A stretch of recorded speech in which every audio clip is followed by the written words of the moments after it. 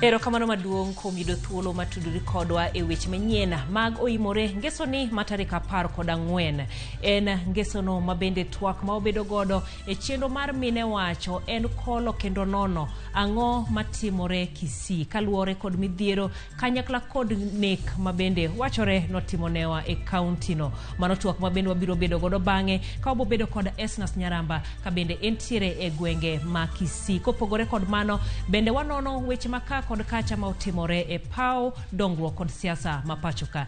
Weche mabende wamiyo pek gin magi. I am truly delighted to preside over the commissioning of the Ramogi Oginga Odinga University of Science and Technology Blue Economy Research Hub. Jatend piny William Ruto oyaw kar timo nonro mar ohala mag nam e mbalariany ma Ramogi Oginga Odinga kosingo medo chenro mag dongruok e gwenge mantiere alwora man Nyanza.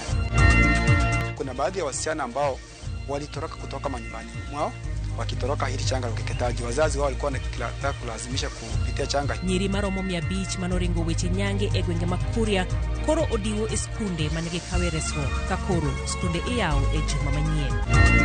Aliporwa akalia watu okwaye. Sasa hii ya tatu nukumaliza. Jodongo ariyo osenege ndalo ariyo mokalo kaluwore kod omenda mar jodongo mane ochak chiwo tich mar jumani.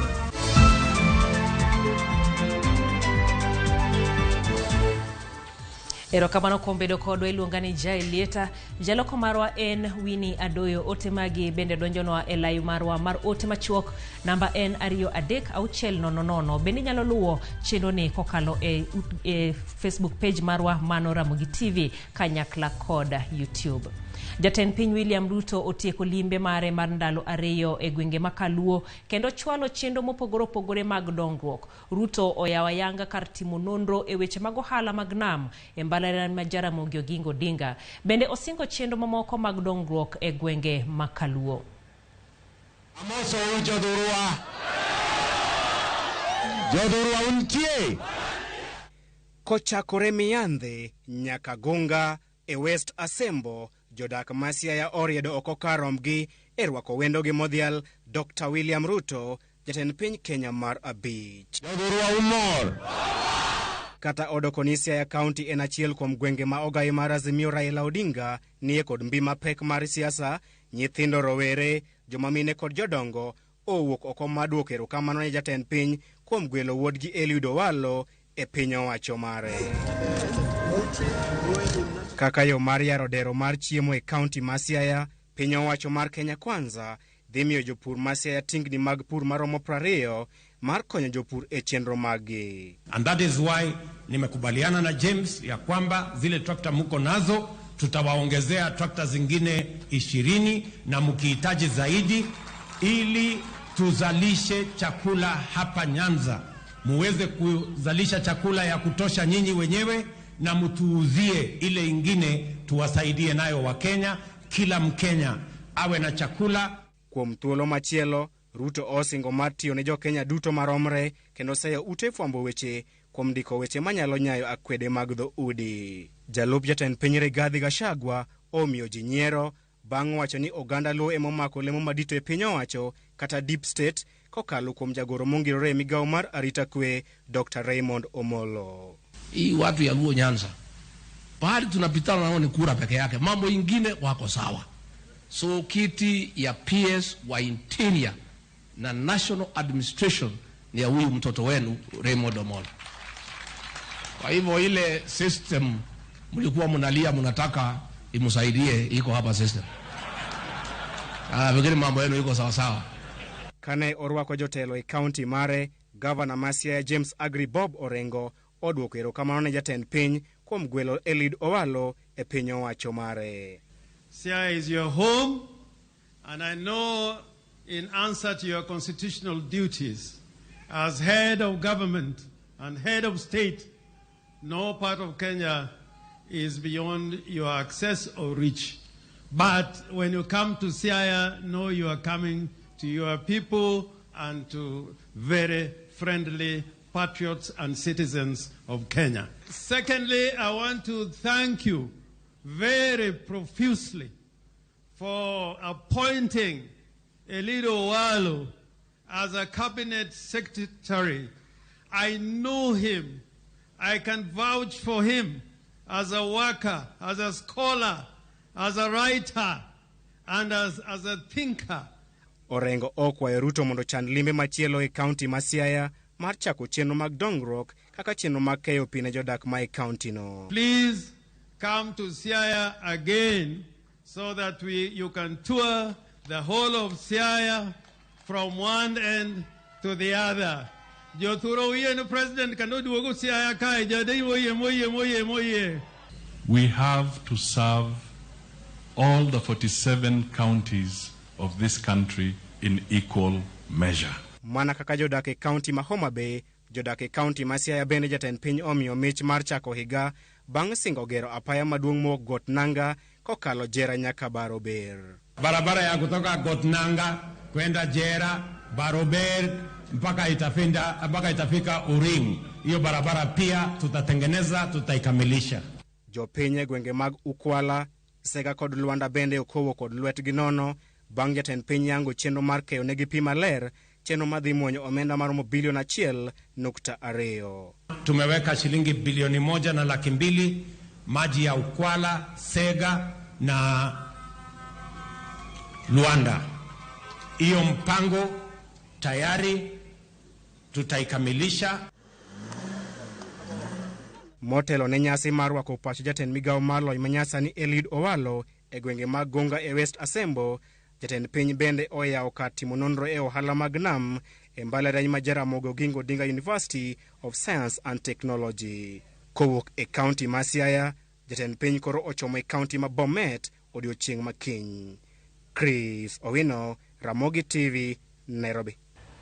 Mana kaluwore kod limbe no en ni jodak alwora ma Nyanza koro kwayo jatend piny William Ruto mondo kete ong'ala manyime tieko moko kuom dongruoge manochaki alwora no kod jatend piny machon Uhuru Kenyatta bang' mosruok manobedo e kinde kod ogai ma Azimio Raila Odinga. Jatend piny William Ruto timo limbe mandalari e gwenge mag Nyanza kama noyawo chenro mag dongruok kendo siro tiyo gi jotelo mawuok Nyanza e ber alwora no. Millicent Adhiambo miyowa ler mathoth. His Excellency Dr. William Samoei Ruto, karibu sana Homa Bay. Ma en limbe mar William Ruto mar ariyo e alwora mar Nyanza nyaka ne ochak tich ayanga kaka jatend piny Kenya higa mokalo. Homa Bay affordable housing. Asante sana mheshimiwa. William Ruto mane ochopo e kaunti ma Kisumu kotene kod jalupne Rigathi Gachagua gi jotelo mamoko noyudo rwak makare kowuok kuom jodak. Kane otelnegi kod jodak ma Kisumu, kama e kaka oganda go nonyiso morgi kotenore kod limbe mar jatend piny e alwora ma Nyanza. Wamor ahinya gi biro mar president kano biro mabeji no rwake maber ahinya kendo no wuoyo kendo twak gi jokana mowacho ni gimoro amora dhi timo. To ambe namor nikech kano yiere to nowacho ni yani project moro amora manochakore ok dhi chung' idhi tieki. Kada kano biro ka Kisumu kar ka nyoro guthiambo ji no rwake mamor kendo kawuono odhi Siaya kucho to odhi timo ariyo adek. Ji omor gi president nikech en president matiyo. Mokwongo seche ma koro president nyo biro koni koro chako gi Homa Bay nochako gi Homa Bay. Otende ma Homa Bay kocha nyon wang'o ohala jokama. Kendo sani nochako nindo dala ma Kisumu kandi. Otende wa ma Kisumu kandi nonwang'o pesa kendo jo ohera ni otende man kani onwang'o pesa kendo mano en morwa kendo kaka jo Nyanza. Gilero ni limbe jatend piny Kenya e alwora no koro duogo geno ni ok oketgi tenge e weche mag chwalo dongruok kata obedo ni thoth jo Nyanza ne ok oluto ne Ruto ombulu. Nwagombo ni mondo president marwa ohala gik mane osebedo koyaw kod jatelo mano wuok mondo oyawnwa gi kik owegi kendo enwa owinjo kowacho ni obiro tiyo kod ng'ata mano gochone kod moko gochone kendo adier waneno dalili ne adier mae gima osechako timo kendo waneno ka kata Raila Odinga wuon ma ng'atwa ma ja ODM wadwa noyie ni governors te jomoyier te mondo oti gi sirikal.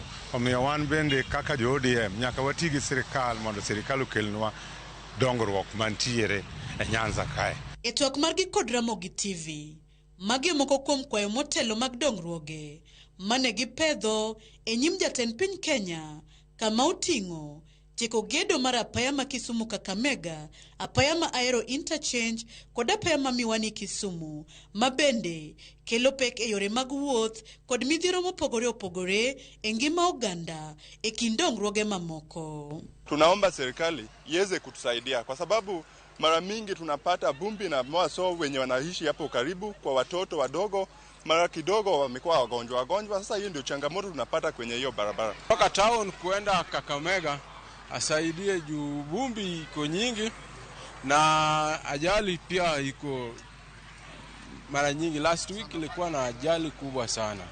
Sasa mimi naomba wa leader wote asikiane na president asaidie kutengeneza mambo ya barabara. Wajakamilisha hizo vikinga.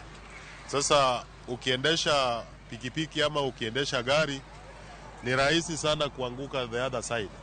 Na ndio tunaomba Mheshimiwa Rais ili atukamilishie hii barabara ili tuwe na safe journey kwa hiyo barabara. Ewi mano, negisoko jatend piny William Ruto mondo ket weche mag loso nafas mag tije ne rowere e ong'ala manyime kaka yor kelo lokruok e ngima oganda. Inafaa awaangalie watu wa Kisumu kama kiongozi wa Kenya. Vijana hawana kazi. Tunataka makampuni ikuje huku Nyanza, sana Kisumu, waongeze, wafungue miradi. Wakuayo ker president mano ye Dr. William Ruto odo kazi mtani kaka pesa wazebe no odo wako kodoko kamano jomina no bayo gok be bayo gibo dokti gitiyo do gimoma ganyalo timo kodo wakwayo do kazi mtani mondo nyithindo weranda rando tim gimoro maber manyalo konyo gi ngima nyaka chieng.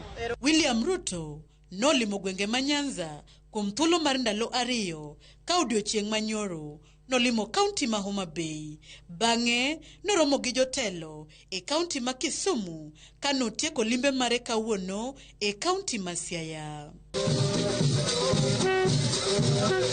Millicent Adhiambo, Ramogi TV, Kisumu County. Jalendo mang'ula mosenindo Catherine Kasavuli oiki kawuono e dalagi mantiere gweng' ma Zululu e kaunti ma Vihiga e nyasi mano yuore ganyuola kod jotelo mopogore opogore. Jotelo no tiyo gi thuolo no mar kwayo piny owacho mondo ber chendo mag thieth pacho ka. Simfros Okinda lero no mathoth. Mire mar oganda no yuore skund sekondar mar Nyang'ori kaunti ma Vihiga mar ko kare mar yuyo mogik jalendo mang'ula mosenindo Catherine Kasavuli. Kasavuli no yudo puoch gi pak kuom tije maler e kinde mane ongima ahinya weche mag tiego jofwambo matindo kendo tayo gi e chenro mag tij fwambo gi keyo e pacho ka. Miss Kasav, we launched VUCA with Kasav and Hamani Gambi helped me a lot to set up a VUCA station, which is the #1 station in this region. Alikuwa ni kama dada yangu sababu tulifanya naye kazi na mbali na kufanya kazi pia alikuwa ni rafiki wangu wa karibu. Martin tulikuwa tunajuana hapa na hapa viwanjani. Unajua Nairobi na viwanja vingi. Bende kideni anyuola mar Kasavuli no yuage kaka ng'ama no hero joge kendo ne ni kodgi machiegni. Hakukuwa tu shangazi bali alikuwa kama dada yangu. Aliconfide in me and my sister mambo mengi sana mwezi wa Oktoba na tunashukuru kwa hiyo nafasi alitupatia. Catherine dali my best girl. Alifanya na mimi napenda nyama. Alifanya walikuwa wananinunulia nyama kwa ajili yake. Na wakati alipata kazi, he was always entering the home with a kilo meat. Jotelo mopogore opogore mane ochopo e nyasi no kamoting'o spika mar od bura mamalo Moses Wetangula, jatend duond bura mar na Kenya Martha Karua, jatend migawo mar weche tuke Ababu na Mwamba kin jotelo mamoko ne otiyo gi thuolo ni e kwayo piny owacho mondo ber chenro mag thieth e pacho ka. Jukumu kubwa kwa kitaifa na kwa mpangilio ya kitaifa ni kuona vile tunaweza tumia rasilimali zetu vizuri kama Wakenya, tujaribu kupunguza mzigo ambao hutokana na magonjwa ama maradhi mbalimbali na haswa kama yale ya saratani kwa sababu yanaweza umiza jamii. Wakati KTN ilianzishwa, hata wale ambao tulikuwa tukifanya kazi ikifika saa 7 au saa 1 jioni, we stop what we are doing to watch news not because we were expecting great news, but everybody wanted to watch the charming Catherine on telly. And she amassed great following and admiration from Kenyans. Mambo ya mwananchi kupata huduma ya matibabu iwekwe maanani. Hatutaki hadithi zake. Tunataka kuona matibabu kwa kila kijiji, kwa kila kona. Na hiyo ni kwa sisi viongozi wote. Kasavuli nowito ngimane kaluwore kod kansa mar dhod nyodo jumbe ariyo mokalo. Simfros Okinda, Ramogi TV. Achiedhnade pod omako nyithindo manyiri maromo 500 ma pod okwamo kuonde resruok manegi ponde ka giringo nyange mar nyiri e gwenge ma Kuria County ma Migori. Kuom thuolo mar jumbe 6 nyirigo osebedo ka odak e centers moko 7 ka moko kuomgi gin skunde maluorano. Luoro margi en skundego iyaw ka gin bende gigeno riwre kod jopuonjre wetege ma ka skundego chieng' yepi. Midhiero machielo en ni moko kuomgi oluor ni anyuolagi kidek kwedogi nikech ne gitamre nyange. Gikwayo ogandagi mondo oyie orwakgi pacho kendo osir somgi ma ok ochunogi kod nyange kata keny mohew.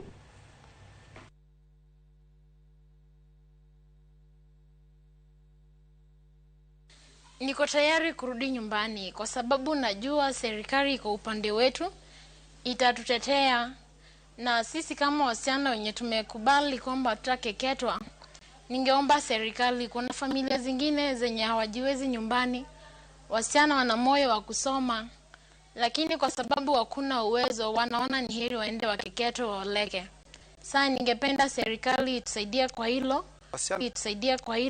Wasichana hao sisi tumekuwa tukiwapatia tu hifadhi, hatuwezi kaa nao hapa milele kwa sababu pia eneo tunaloitumia ni shule ambayo nadhani shule itakuwa zikifunguliwa tarehe 23 na shule hii itahitaji kutumika. So tumefanya mikakati kwamba wasichana watakuwa kirudi katika familia zao. Ingawaje pamoja na hayo kuna changamoto chache ambazo tunaendelea kukabiliana nazo, maana kuna baadhi ya wasichana ambao walitoroka kutoka manyumbani mwao wakitoroka hili changa la ukeketaji. Wazazi wao walikuwa wanataka kulazimisha kupitia changa hili. Tumekubaliana na serikali kwamba tushirikiane, sababu sisi kama shirika hatuna nguvu za kulazimisha wazazi kuchukua watoto hawa, lakini sasa ni jukumu la serikali kuhakikisha kwamba hawa watoto wamerudi nyumbani kwao wakiwa salama. Jariyo nyowito ngimagi apaya mana manga imasira manyoriwa piko kod nyamburko matingo jowuoth. Jariemba piko kod jal manyotingo nyotho kanyo tok kane gitumre kod matatu e alwora mar pimo pek mar geche ma Kajiado. Wachore ni japiko nyoriembo matek oa Isinya e kinde mane tienda piko ne omuoch kendo omiyo obayo motumore matatu manyaya Kajiado. Jabodaboda notingo ji ariyo, wachore ni netero mira Kajiado. Jal manyotony nyotere thieth makitengela medical karingre mosenindo to ne oter e kar kano ringre ma Kajiado Referral Hospital. Kamanda mar obila ma Kajiado osiemo jobodaboda mondo kete tim chike matayo weche ma wuoth mondo odwok piny masiche mag apaya. Nilikuwa natoka Kajiado nikielekea Nairobi. Jamaa akatoka, walikuwa na motorbike, walikuwa jamaa watatu. Walikuwa natoka upande wa Isinya. Motorbike yao ilipata pancha mguu ya kwanza, tire burst. Waka lose control, wakanikuta. Ile kujaribu kuwahepa, ile kuenda kuanguka, dereva naye akagonga gari yangu taa kama nimewahepa. Niligonga taa na helmet, wakakufa hapo. Tulipata hao wawili wameshakufa. Pia ni kama dereva alisema aliwagonga na wali lose control. Sasa ndio wawili wakakufia hapa. Dereva alikuwa amebeba watu wawili na pia walikuwa wamebeba miraa. Koke masira marapaya to wadhi machielo mabende osemako dho jopiny kata jo Kenya. Chakre higa mokalo mano kanyero ka bende jipenjo rinto en ang'ono matimore e county ma Kisii gin gidhiero makage kacha mabende wachako kod nyathi mano Masagini kanyakla kod nek mamoko mabende osebedo e county ma Kisii. Mano kanyero twak mabedo godo e otieno makawuono mano mar mine wacho wendowa oseikore kendo ni kare mano e county ma Kisii. Esna OIMORE dhi nade? OIMORE lieta. Erokamano ahinya, ubedo beda kanyiro kendo ritowa ka waduogo bang' kinde machuok to watwa kendo wadwaro mondo wang'e to en ang'o mabende timore Kisii. Kik idhi mabor.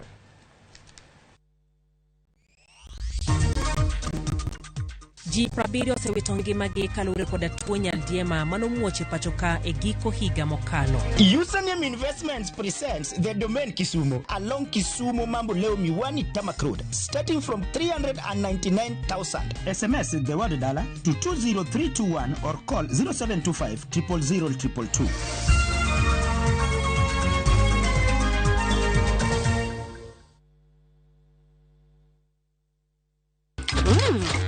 I love View Sasa. And for dessert, yeah!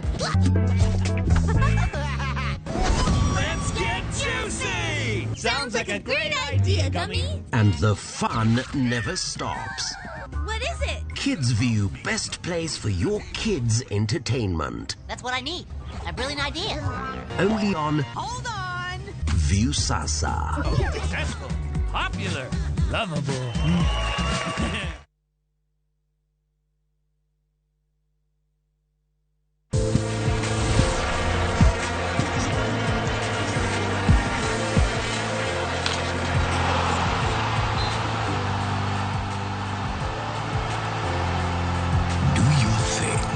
We've got you covered.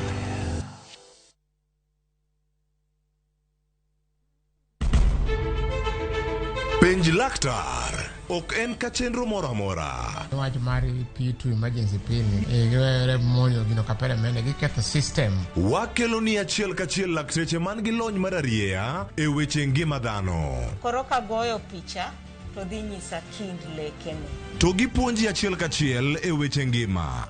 Kero malit ne masongo adhia, very good.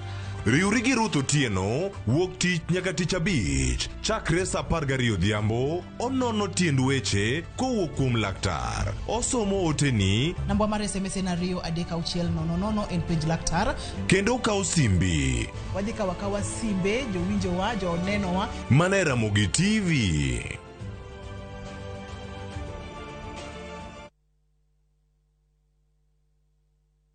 Winning on Shabeki.com is getting easier. Enjoy highly boosted odds on Shabeki.com. Kuwa Shabeki. Play now. Not for persons under the age of 18. BCLB number 416. Shabeki.com.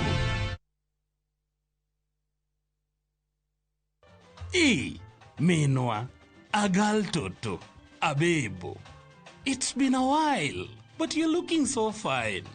And let me ask, have you eaten? Have you taken lunch? Don't punish yourself. Let me wire something kidogo kwa simu. Is 70,000 enough? Hii weather iko na baridi hawa. Should I book some hotel in Diani or Zanzi? And let me ask you, will you use chopper, business class or first class? Dial *811 447 hash to get a Toti Jaber.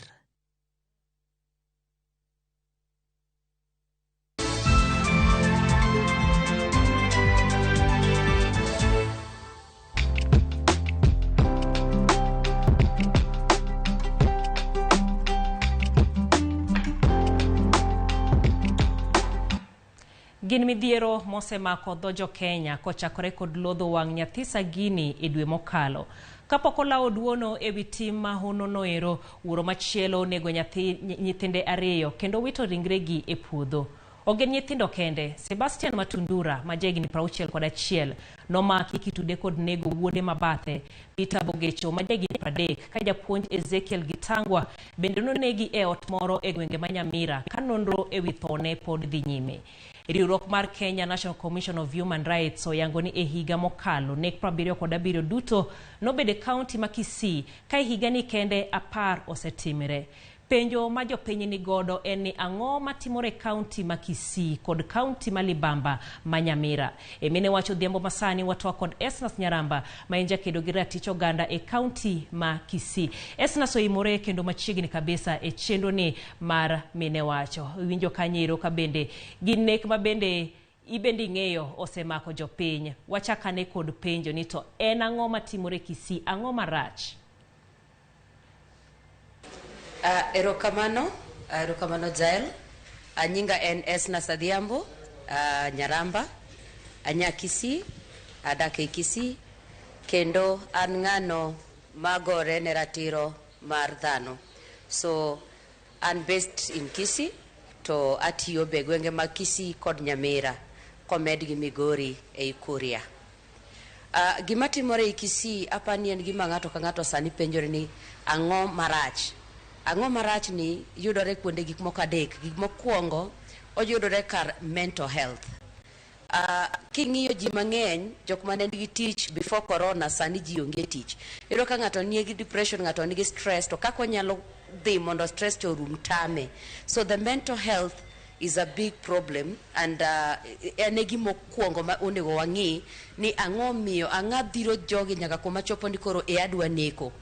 Kwa ng'iyo gik mosetimore e Kisii gi ng'eny, matin mobedo reported go waneno, lakini gik moko ng'eny mopondo nikech wach mar mental health. Ido ka an gi shida kaka ng'ama dichuo, to kuma nyalo ringa dhi ponde, kuma nyalo ringa dhi wache cha onge. Kiyudo ka desk moko mag gender desk, iyudo ka mostly gin gender desk mokete mine, to an kaka ng'ama dichuo onge kaka dang' adhi anyis dhako ni chiega nogoya kose an gi stress marom kama. Koso kadhi tiyudo sama wuoyo cha to ng'ato nyiera. Samoro winjo kiluonge ni ere jago ma chiege ogoyo cha, ere ng'ama ne gore gi dhako cha, ere ng'ama ne yani koro miyo stigma e dichuo kwamba kuom dichuo bedo mang'eny. Koro tame kaka dang' odhi owuo mondo en be obed ko nyalo release the tension kata stress kata pressure moro ma en go cha. Mar ariyo en wach mar kangaroo courts. Kangaroo courts in Kisii, they are the highest the number. Nikech ka nyathi obedo ni ng'ato nomako nyathi matin, to kaka nyuola gini notimore ya nyuola, iwinjo king'isi ni gini okwago loko. Samoro kumako nyino tumake kuchopo kode to onge complainant, miyo askeche yaone ng'ani. Koro kose yaone to ng'ama nokoso ne cha pod nitie, udhie kangaroo court. Nyathi ma nyako ni nyathi ma wuoyi ni dongo kong'e ni nitie ratiro na moro mane jogi omaya. Koro kochopo igni moko mbele ka, to stress ta en go, stigma cha en go, nyathi ne dhi chopo kama koro odhi retaliate. Some are even doing revenge. A revenge ni nitie gik moko adek. Adwa ni winj malit kaka na winjo, tadwa ni gima timono nyaka bed zaidi mane timona. Koso kaponi ine mimiyo aluz gimore kit ngimana madayudo, koro atime manyaka dunia ng'e ni gini notimore kama kama. To yudo ka revenge no en gimoro ma otimore, ng'ato ok nyal ng'iye ka revenge, to gimotimono to piny ngima wuoro. Then secondly en asira. Kapo kidhie machielo, adwa ni ilera ne matut wach miwacho mar kangaroo courts. Dibed ni magi winjruok ma koro jiketo gin wuon kaka nyuola, ni kata wuon otimo ni kama to koro kik waketh nyinga nyuola koso? Kamano. Mostly kangaroo courts gin courts mabedo e anyuola. Eiro ka baby wan jo kanisa enya koro ka wach ni wuok oko to nyingwa e kanisa biro wuok marach, ke family ni biro nenwa marach. Koro gini nyaka watieke kidala ka to kwa tieke kidala to nyathi moro mano bedo no makicha okuluongo sama ikwayo diel achiel gi siling 2,000. Tido karatiro mar nyathi cha osedhi. Koro nyathi ni at the end of the day en bodongo kong'e ni gini abiro timo gimoro dala ka ma ubiro dong koparo nyaka chien. To kangaroo courts gi mostly iro ka chief ong'eyo, assistant chief bo ong'eyo. Koro gibiro part and parcel of jok machiemo e kangaroo court e ratiro mar nyathi moro. Erokamano ahinya Esnas. Ka bende nitiere wach machielo ma bende itemo mulo kanyo, ka iwacho ni mwandu ma bende nitiere kata ilieko na bathe kanyero ni dongo mar boma ma Kisii bende nitiere kaka kelo weche mag ywaruok mag mwandu. Inyalo lero nago mathoth? Kisii dongore e yo ma very fast. Kisii is an upcoming town and it's coming on a very high rate. So the upcoming town ma Kisii ka miyo wan gi universities mang'eny. Universities mang'eny miyo wan gi banks mang'eny.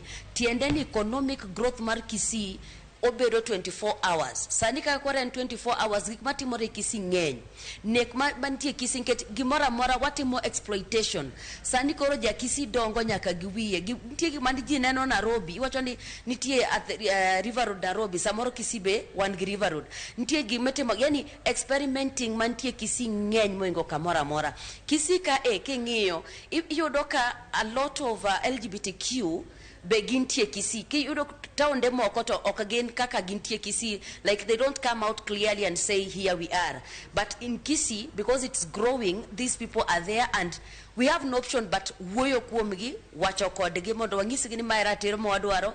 Kwa poni nitie nyithindo mag sikul mosedonjo nikech skunde wa be gitemo koro ng'ang'ana mondo nyithindo kik donjie gigi. To nitie achiel ariyo moa oko mobirogo. Koro Kisii as a large, apani nitie forums monego ni kaka koro wan jotend migepegi mondo wanene ni ere kaka wanyalo donje skunde, ere kaka wanyalo donje universities, ere kaka wanyalo donje kanisni kod forum mamoko mag gwenge mondo wawuo gi jowa ni Kisii grow.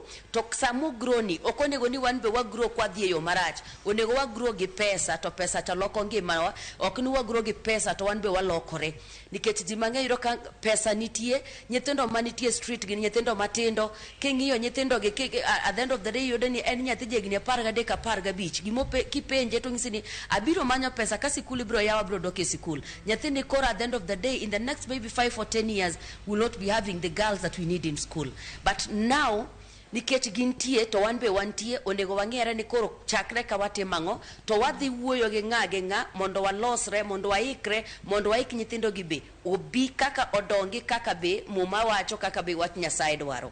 Erokamano Esnas, ahinya mabende mako chuny ji en nek mag nyithindo. Kopogore kod nek bende ne waneno gima notimne nyathi Masagini. To ing'eni sama weche mag maundu kamanero katimore ne nyithindo bende kelo penjo mathoth. Ang'o momiyo koro itimo ne nyithindo kaka Masagini no? Ang'o momiyo jogi ekie koro timo anjao ne nyithindo matindo? En wach malit ahinya.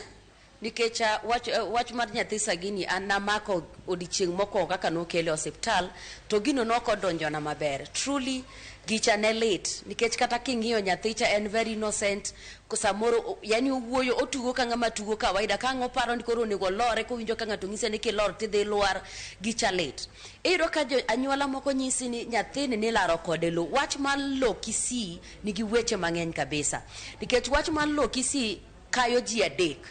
Ng'at mokwongo ma wach mar lo Kisii kayo en a step son, nyathi ma min gi nonyuomgo e dalani.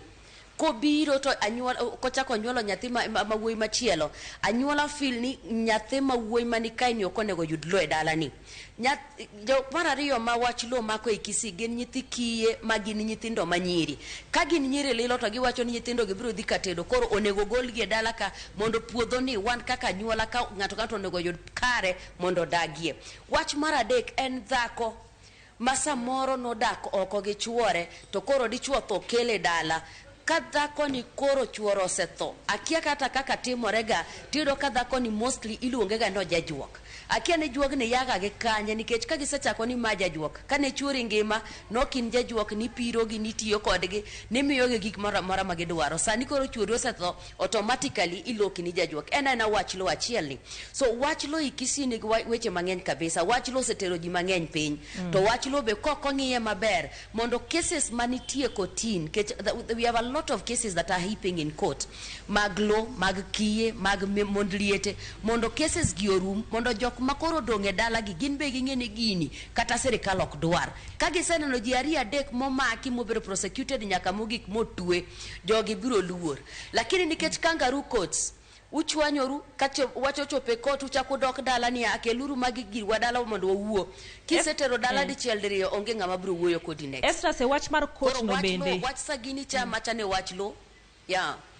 Wach mar court no bende anya paro ka e weche manyien jo LSK bade makono mano Gideon Nyambati mano branch chair bende ne wacho ni cases odhuro to jang'ad bura en mana achiel. Dibed ni mendi bende nyayo weche gieki. Ya nyalo bedo nikech Kisii duong'. The population mar Kisii en oduong kabisa. Koro kwa bedo gi jang'ad bura achiel to bedo matek, at least kinyalo medwa kata kariyo mondo cases gi wuogi nikech gigi bedo mang'eny to the more they are happening the more they are heaping. Koro miyo ni ka ng'ato neno ni koro ka serikal ema tere ng'ani mondo serikal okonya to chopo kama koro serikal ok nya konya, ere gima nyalo timo? Adhi ang'ad gige. Ng'ato chiewo gokinyi gasira kanie dende, mentally and disturbed, en gi stress, odwa dhi depression, kok yudo kata rabolo jako wang'iyo wacho ni amana asira no oseduogo dok chien. Kiny okobi chadho rabolo, kiny ng'ane biro chadho jok moko eyo, obiro chadho chiego, obiro chadho nyithindo nikech en gima pod odak ge iye. Koro wach bura, weche mag bura ka mag kotina nogi onego ng'i kaka ginyalo medowa jang'ad bura kata achiel kata ariyo mondo wangi 2023 mondo cases gi at least ng'eny gi oyud their way out. Because most of them are saying I brought my case, nobody alishughulikia, and from there it means I'll take the law into my hands, nifungwe na yeye akiwa shaenda mochari. And you know that will be now another case again. Erokamano ahinya. Aneno ote mar Morina luo chinyisa kende ni wach mar kangaroo courts go ok owinjo bed ni mulo weche mag SGBV. Erokamano ahinya Esnas kuom kelo wach ma kamanero. Ka bende wach ma Kisini ok dhi makare owinjo ng'iane kaka itieko weche gi. Erokamano ahinya kuom ote mari. Ka bende en wach ng'at machielo penjo to koro kosefwenye weche matimore Kisii, ere kaka koro konyo in kaka jalno ero mabende kedo ne ratich oganda kanyakla kod joweteu nywako lwedo makoro nywako, en kony mane makoro iketo ne Kisii mbele kendi dhi chalo nade? Erokamano Jael, gimokwongo monego watim en ni all the CSOs jok tema wacho ni wan wakedo ne ratiro mar dhano onego wamakre lwedo katitimo mar HIV, katitimo mar SGBV, katitimo mar GBV alone, katitimo mar education. Gigi teo mako kaka ng'ata achiel. Wamakre mondo waskuma watim community forums mang'eny mondo wawuogi ji kama gintiere cha. Nikech kwa keto meetings at town hall mostly ji mang'eny ok bichopo, lakini kwa dhire gi to gibiro ngiso wa seda gi mondo seda ni wan be wakonygi wawuo kodgi mondo gin be gingiso ni kwa timo kama tunyalo timo na koma koso kwa timo kama tukonyo uro kama ne kaka wadhi konyore. Mar ariyo, wang'iyo jok ma fund programs mantie Kisii. Sani kantie program monego fund kendo bed funded fully en program mar mental health. Nikech Kisii ne gasira moro kata ka yo wang kodi gimoro mathini ro ka ng'ato no sepadi, ng'ato no sejaki, ng'ato no setimango. Koro onego wang'iane ni gini no chako karango nikech chon ne wacho ni mental health ne mar joma dongo, sani mental health en mar joma tindo. Iro ka nyathi ja klas 8 okaw tolo dhi odere kiduogi penjo rocho ni min gi no kwere gimoro kose nitie gima no dwa timo to ng'ise ni gino ok tim kamano. Koro en gima koro onego wachak prevention kapod ka to ma already nie yecha mondo wanie ni management ne nyalo bedo nade kapok wadhi thieth. Nikech by the time ng'ato chope thieth tiende ni ng'ani osechopa kuma koro it is a point of no return or it will take us some time mondo wagole kama intiere.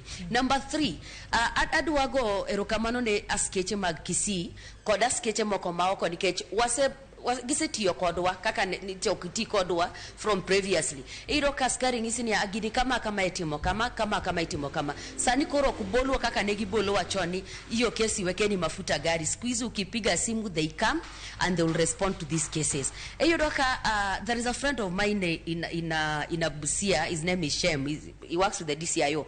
Kota mata ngise ni Shem gochina DCIO mingeyo manyalo konyara karaka mondo gini ng'ani omaki kata ng'ani omany. Iro kigocho ne DCIO mantie Nakuru to manyo ni ng'ama nitie Nakuru tikelo ni Kisii. At least the way now we working with the police, and I'm just requesting that any case yenye nakuja yenye ni ya GBV, SGBV, any case, defilement, child molestation na nini kimekuja, this person kane nyalo mara angeni miyogi bond and right gi, lakini kane nyalo mara jogi onego bed tenge mondo upelelezi otim mondo nyathicha be kama intiere cha nikech most of them okwagol gi dala. Iro ka nyathi biro inene kose keto report ni ndio ndikne P3 chaki doke dala kama ne intiere cha.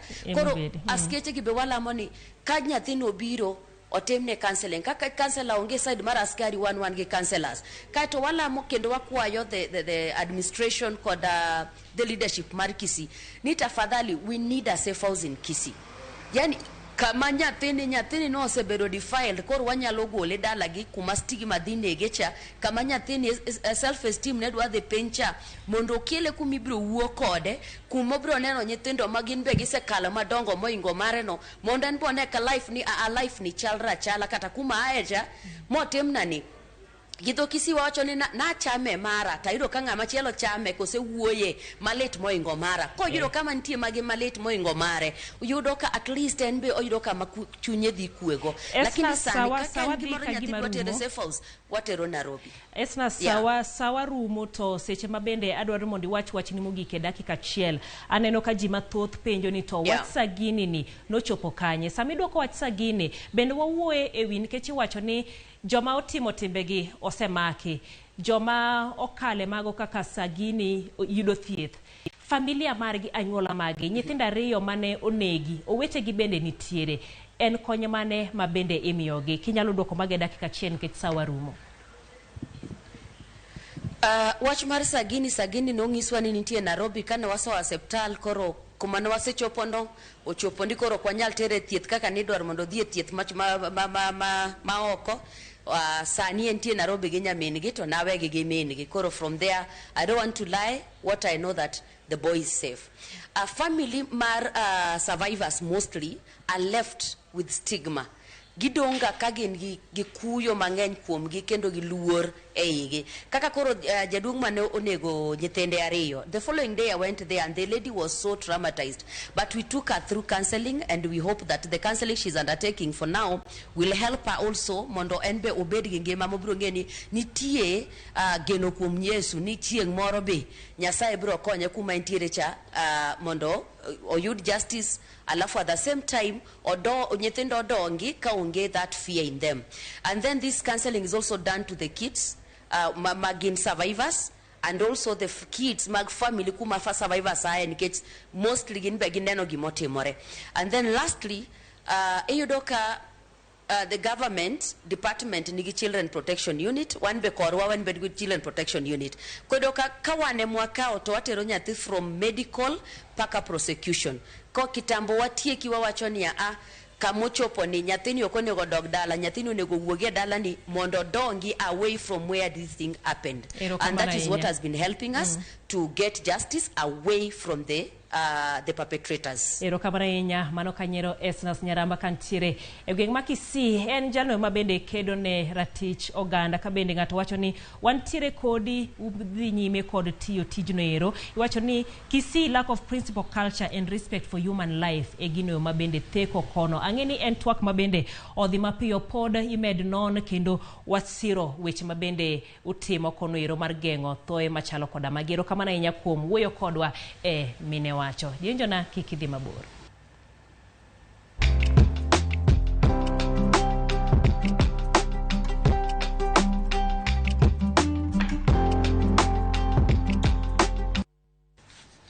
Podwa dhi nyime koda chenro mar weche manyien mag OIMORE kuma ji 70 osewito ngimagi kaluwore koda tuo nyaldiema mane omuoche giko higa mokalo. Tuo nyaldiema osebedo kalandore e counties 14 ka thoth jotuo ne yudore e counties mag Garissa kod Tana River. Kitui e county manyoyango tho mar ji 3 ka jomoko 14 bende medo yudo thieth kaluwore koda tuono. Apisa mochung'ne chenro mag kedo kod tuoche pacho ka Dr. Emmanuel Okunga yango ni ji 3,928 oseyudo kod tuo nyaldiema nyaka ne yang muoch mare. Tuono nonego ji 4 e county ma Kiambu dwe mar 12 higa mokalo kendo sebedo kalandore e counties moko. Okungo lero ni migawo mar thieth tiyo kanyakla kod jokanyo mamoko e chenro mag duoko piny landruok mar nyaldiema. Kiambu kufuatia wedding lakini baadaye kesa zikasambaa kutokana na hali ya ukame kule Northeastern na ambao tumeweza kuona imeleta refugees wengi kutoka Somalia. Hiyo imeweza kuzidisha shida ya hili janga. Vile vile kuna shida kutokana na hali ya usafi katika mitaa duni Nairobi. Kuna shida kutokana na hali ya maji, na sasa hivi kuna kazi ambayo counties na serikali kuu inaendelea kufanya kuweza kusuluhisha hali hiyo. Buok nomako jodak magweng' ma Kutumbei e kaunti ma Baringo tok neg jaduong' moro ma jahigni 70 ka bende omenda maromo siling 8,000 manoyudo mar jodongo bendo kwal. Ma en jaduong' mar ariyo mokaw ngimane e ndalo 2 nyaka ne chak chwal pes ne jodongo pachoka. Mor mar yudo omenda mar jodongo mosebudho chopo kuom dweche buora ne okochopo kare ne jaduong' Cherotich Cherono, kamana ndalo matin tok yudo omenda mosebedo korito ngimane no kaw gi jonjore mapok ong'ere nikech siling 8,000. Alianza kupata kutango hiyo siku pile ilikuwa nakuja mpaka siku ile ilikwama mwezi wa 7 ndio ikakuja juzi Jumatatu. So ndio imesababisha hii huyu mzee, na tena mzee mwenyewe hakuna watoto, ni yeye peke yake, yeye ni sole proprietor ya kwake. Mae oken thuolo mokwongo ma jaduong' Cherono imonjo tok yudo omenda mar jodongo. Anyuola ne wacho ni tielo mokwongo mar yudo pes jodongo bende nokwale. Yani mara ya kwanza aliporwa hakujulikana na nani. Mara ya pili aliporwa akalia watu okoa yeye. Sasa hii ya tatu nakumaliza. Motelo nema ndalo 2 mokalo e gwenge ma Kwisero kaunti ma Kakamega. Jaduong' machielo ma jahigni 80 bende no wang' e ode kaluwore kod gwandruok e wi pesani. Akaenda akabomoa nyumba ya nyanya yake na akamtoa kwa bedroom, akamweka kwa kiti na akamwekelea cushions za viti, akamwekelea viti na akamwekelea kila kitu na akawasha moto. Nyumba ndio inaanguka na Flois amechomeka.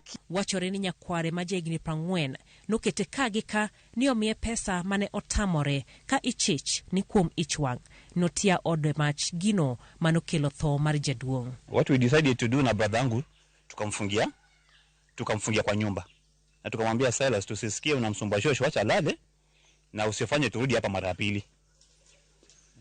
Tukafikiria ametusikia. Huyo kijana alitoka asubuhi, kwanza alikuja kama saa 12. Sikujua ya kwamba amefanya mambo huku, na wakati nilimuuliza unafanya nini, alikuja tu na kuenda kuchota maji kwa birika hivi. Sasa kuenda kumuuliza nini unafanya, akatoka mbio, alikuwa na rungu ingine hivi, akaenda huko chini. Achichno mane jopiny omonjo gi goch nores kod obila kendo chwalo hospital kumo yude thieth ka ibiro chwale e doho. Fortunately, the same Lisa Lisero had been subjected to mob injustice and was not in good condition. However, officers rescued him and is now at the Sonak Hospital being attended. The fact that he is of unsound mind renders us to take a lot of time investigating and maybe take him to the psychiatrist to confirm his state of mind. Wuoro koro nitiere ni ngima thoth jodongo ma pacho kae ok ni kare kaluwore kod monj makamagi ka igolo kwayo mondo omigi arita ahinya e kindegi mag yudo pes mag jodongo. Mambo ya pesa ya uzee ndio inafanya mama yangu ameenda mbinguni. Omenda maromo bilion 8.6 nochak chwale bengi wuok tich mar jumane ne jodongo makwan gi romo milion 1,72,226. Chudo makamago en mar dwe mar 7, 8 kod 9 mar higa mokalo. Familia moro mawuok Bonchari kaunti ma Kisii ni koda chiedhnade tok nyathigi mawuoyi ma jahigni 14 lal ndalo machuok kanonego chak penj mare mar klas 8.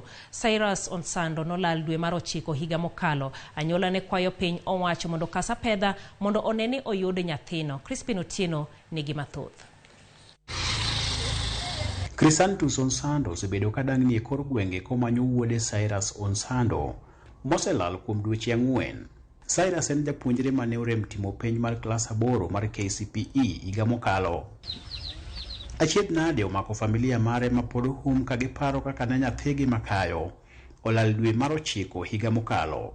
Alienda Kitutu Chache Botori penye tulikuwa tunaishi. Akaenda kuchukua kuku ili achinje, kesho yake ni shule. Alikuwa hata amepanga nguo kila kitu, vitu zake juu kesho ilikuwa shule. Akaenda kuleta kuku. Akaenda akaingia kwa chilani, akawatch TV mpaka jioni. Kutoka hapa alitoka, haijulikani alienda wapi. Pok giwinjo humb Cyrus katobedoni ne gichiwo lupot etesendo bila manyanchwa ewilal mare. Sisi hatuna mambo mingi. Mtoto ambaye alikuwa mzuri, hakuwa na maneno, yeye ndiye alikuwa our firstborn. Niko na watoto 4, yeye ndiye alikuwa our firstborn. By the way, sisi apotea, tumekuwa na huzuni sana, wazazi wake wamehuzunika. Naona hata wanadhoofika sababu wametafuta kila mahali, tumetafuta kila kona ya hii dunia, hatujampata. Kutoka hapa tumeenda kila mahali, at least every county of Kenya.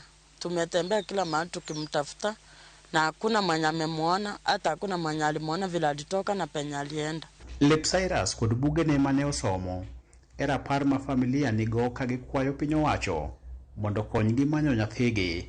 Tuomba serikali yetu ya Kenya, William Ruto, Mr. Kithure Kindiki, tafadhali tusaidie tupate mtoto wetu, tumelia sana. Tel school mane osome ma Green Valley, Kisii kod apisas mochung' ne somo e alworano bende dwaro duoko e wilal mar Cyrus Onsando. Obila osebedo katimo nonro ka gidayo dho joma ne dipoka oneno Cyrus mogik kapok ne oyang lal mare. Kato bedo ni Cyrus oselal ne familia mare kuom dweche 4, gin kod gedo ni chieng' moro achiel gibiro rado kode kongima kendo biro dok nyaka skul. Crispin Otieno, Ramogi TV, Bonchari, County ma Kisii. E kinde ni ma ute tiegruok mag TVET dhi nyime kod kawo nafas motegno e chenro mag dongruok e pacho kae, nitiere luoro e wi kwan jopuonjre mandikore ne donjo e kuonde tiegruok go mar somo lony mopogore opogore. E ka tiegruok ma Ndaragwa Technical and Vocational Training College, masine mag somo manego gi ohawo muonyo buru kaluwore ni onge mar jopuonjre. Gino makoro kelo luoro ne jotelo mawuok e gwengego. Kaluwore kod principal ma tiegruok no Margaret Mudhoni, kwan rowere mane ondikore mariwre kod tiegruok no neni piny kata odok ni piny owacho to notiyo gomenda mathoth e nyiewo masindego.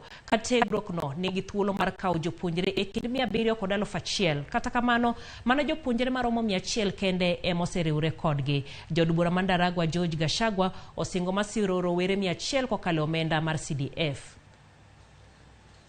So being less than 100, we actually under-enrolled.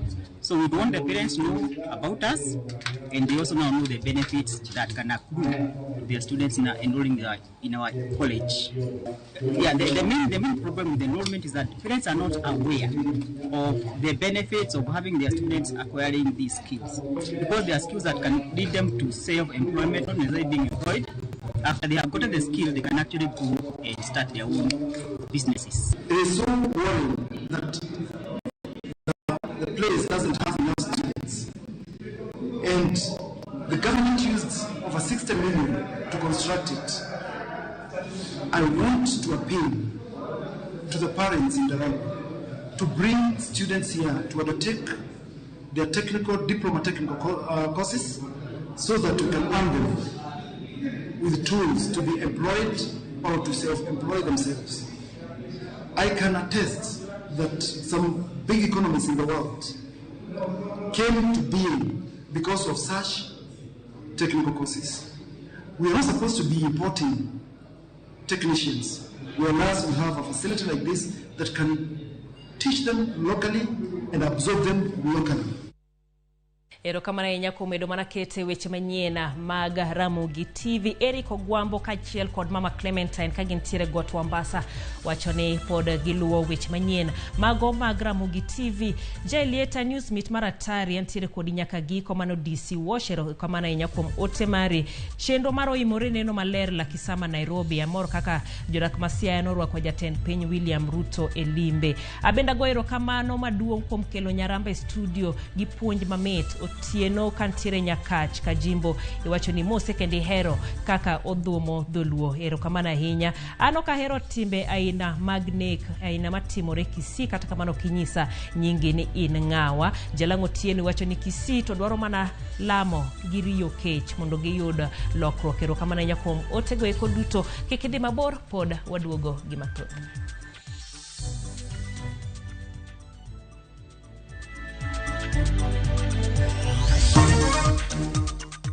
wakelo ni sigand jagoro maduong' mar Kupet, japuonj Akelo Misori. Username Investments presents the domain Kisumu along Kisumu Mambo Leo Miwani Tamak Road, starting from 399,000. SMS the word dollar to 20321 or call 0725 000 222.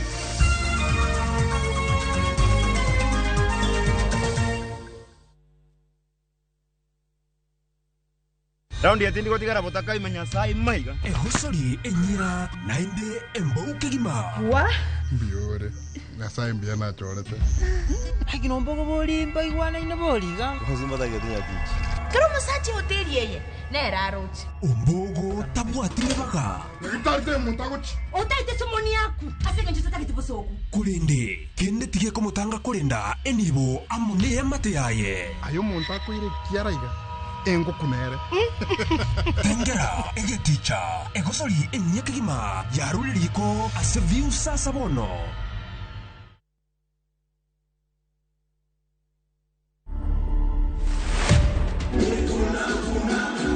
Mimi ndio naibu wa chifu Northern Sublocation. Mambo hii video ilikuwa ya ghafla, haikuwa imepangwa kabisa. Inasaidia kuinteract na youth. Kama tuseme kama kuna shida ile mambo ya youth wanaficha. Saizi naona wako na ile uhuru kwa kuja kwa ofisi kuniambia. Na nilikuwa nikitrend kitambo juu ya basketball, but sikuwa nimetarajia kama muziki inaweza fanya mtu wa trend. Ni mambo ya Mungu hayo bana. Si kazi iko fresh. Kazi iko poa. Ndio hiyo sasa. Tushukuru bana. Hapo safi bana. To watch this story and more, download the Citizen Digital app. Scroll left on the menu bar to the exclusive videos portal. Once here, scroll the videos and find this and many more exciting stories lined up for you. Click on the video to play and enjoy. Kenya's #1 app, Citizen Digital.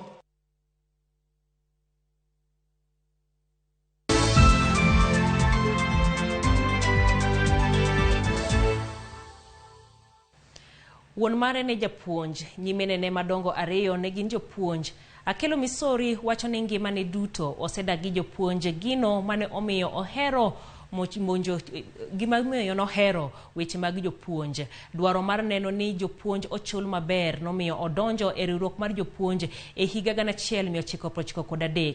Akelo osekedo ne jopuonj kuom higni buora e telo mopogore opogore mag riwruoge mag jopuonj. Judith Omondi miyo asigand jagoro maduong' mar riwruok mar jopuonj mano Kupet, Akelo Misori.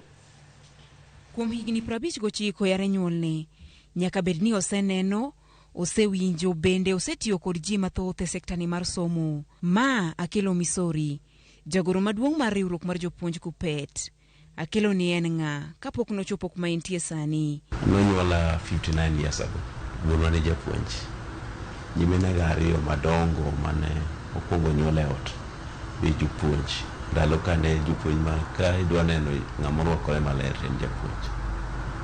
Kuna wacho ni ng'ama ndiko maler en japuonj. Kuna wacho ni an abiro bedo japuonj. Chiama en go mar kedo ne ratich jopuonj kod bero sekta mar somo. Bende nitie nyalo ni nen kod lek koso ne oluwo tiend japuonj moro. Tiende japuonj moro mane affect my life. Nodonje ngimana kabisa to en japuonj mane puonja e lower primary. Niluongo ni Madam Patricia Onoka. To nitiere gik mano kete ngimawa ma aneno ka koro onge kuom ji mang'eny masani.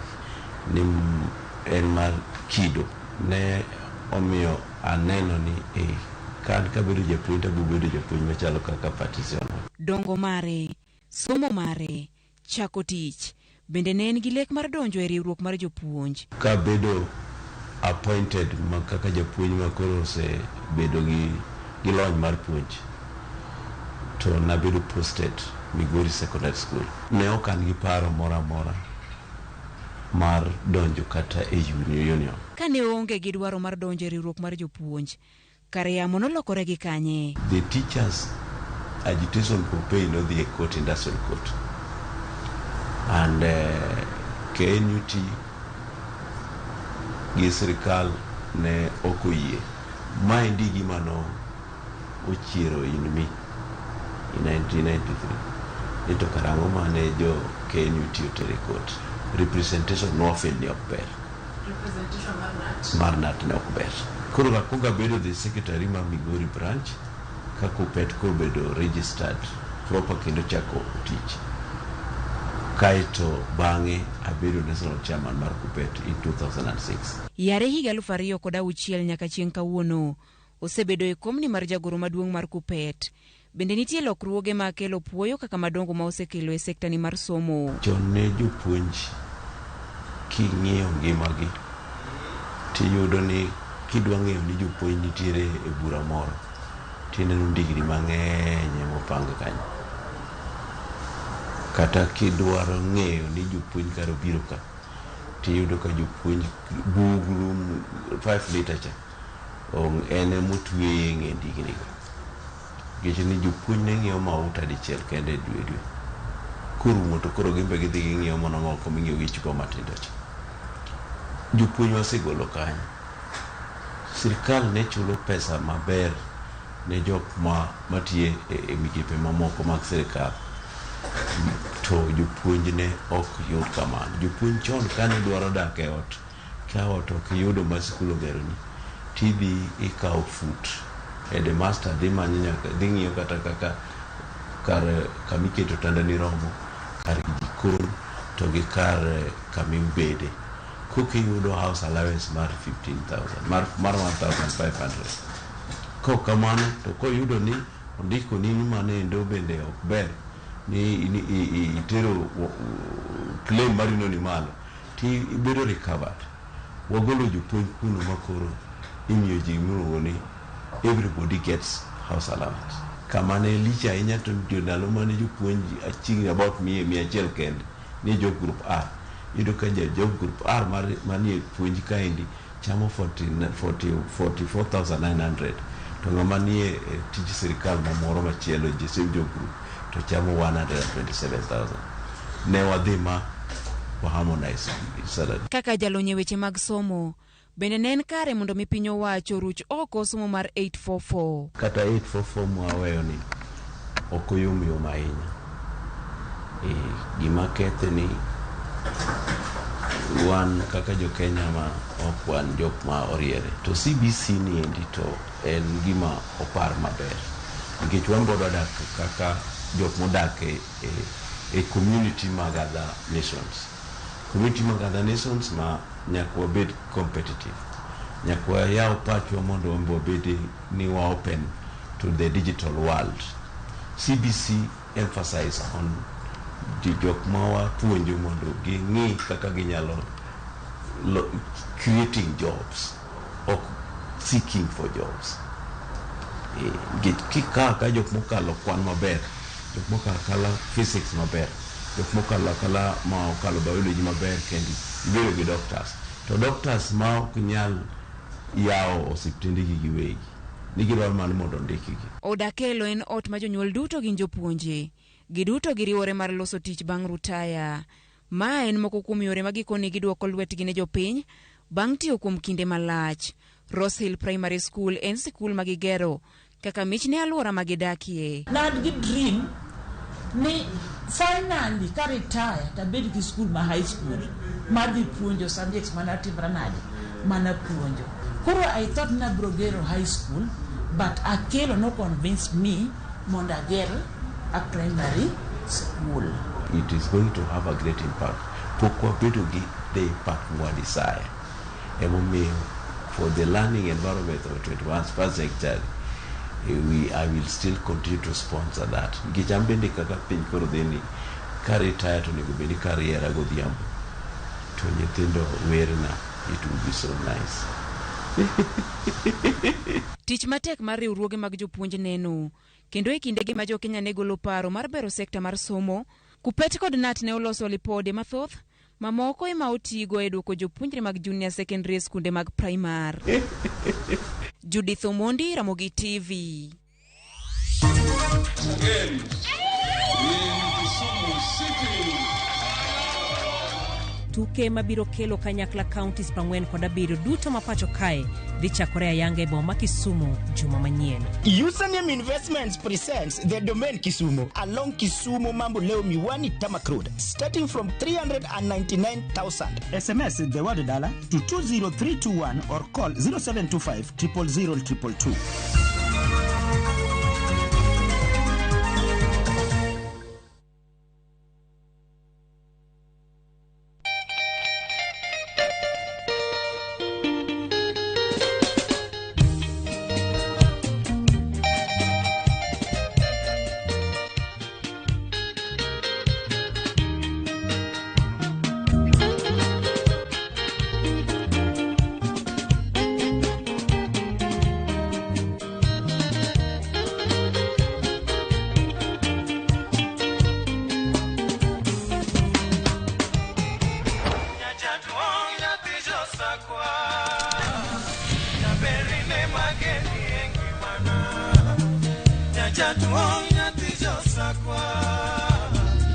Radio Ramogi, Cartoon Jaluo.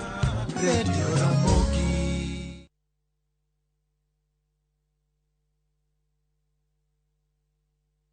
Shabeki's Premier League's jackpot. 6 Premier League's games. Cheza na 8 ball. Shinda 100k daily. Tuma neno PJP kwa 29063. Not for persons under the age of 18. BCLB license 416.